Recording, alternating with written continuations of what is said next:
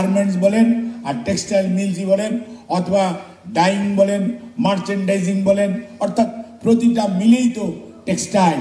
কারণ আপনি বানালেন, বিক্রি হলো না, আপনি বানাতে চাইলেন, সুতা পেলেন না, আপনি বানালেন, রং দিতে পারলেন না, আপনি বানালেন, তার স্টিকার লাগাতে পারলেন না, আপনি বানালেন, তাকে প্যাকিং করতে পারলেন না।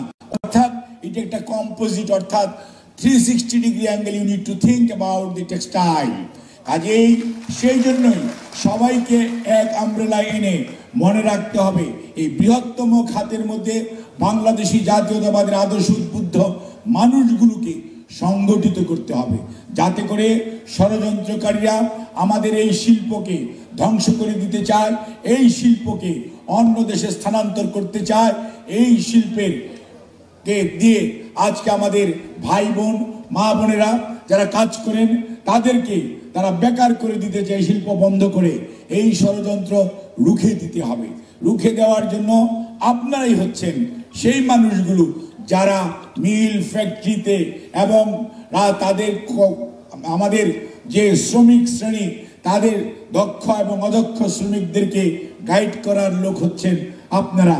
কাজেই তাদেরকে সংগঠিত করা এবং তাদেরকে দেশপ্রেমে উদ্বুদ্ধ করা, তাদেরকে দেশনায়ক জনাব তারেক রহমানের নেতৃত্বে বাংলাদেশি জাতীয়তাবাদী দল তথা আমাদের নেত্রী দেশমাতা গণতন্ত্রের মা দেশনেত্রী বেগম খালেদা জিয়ার নেতৃত্বের প্রতি তাদের অবিচল আস্থা ধরে রেখেই আগামী দিনের জাতীয় নির্বাচনে যেটা নিশ্চয়ই এই শ্রমিক শ্রেণী এই কর্মী বাহিনীকে, বিশাল কর্মী বাহিনী, প্রায় কর্মচারী কর্মী বাহিনী সব যদি ধরেন it is more than 70 lakh family যদি হয় তাহলে কত কোটি ভোটার হয়। কাজেই সেই মানুষগুলোকে ঐক্যবদ্ধ করে আগামী দিনের সংগ্রামকে সামনের দিকে নিয়ে যাওয়ার সংগঠন যেটা। কাজে আপনাদের শক্তি অনেক বুঝার চেষ্টা করেন, নেতৃত্বের দূরদর্শিতা দিয়ে আপনাদের সদস্যদেরকে আপনার কর্মী বাহিনীকে ঐক্যবদ্ধ করেন, তাহলেই কেবল বাংলাদেশ আগাবে। বাংলাদেশ আগালে আপনার জেটেবো আগাবে, বাংলাদেশ আগালে জাতীয়তাবাদী দল শহীদ জিয়ার আদর্শের দল ধানের শীষ আগাবে।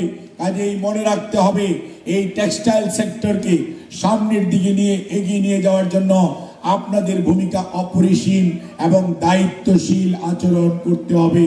সব সময় সবার উপর দেশপ্রেম যেমন ছিল শহীদ জিয়ার, ঠিক তেমনি আপনাদের আমাদের প্রতিটি কর্মীর প্রতিটি আমরা যারা সদস্য, আমরা যারা বিএনপির আদর্শ ধারণ করি লালন করি, দেশপ্রেমের মধ্যে কোনো অবস্থাতেই একটু খাদও দেওয়া যাবে না। দেশপ্রেম এমন একটা জিনিস, এটি 100% দেশপ্রেমিক হতে হয়, এটার মধ্যে 99 আর 1 ভাগ করা যায় না।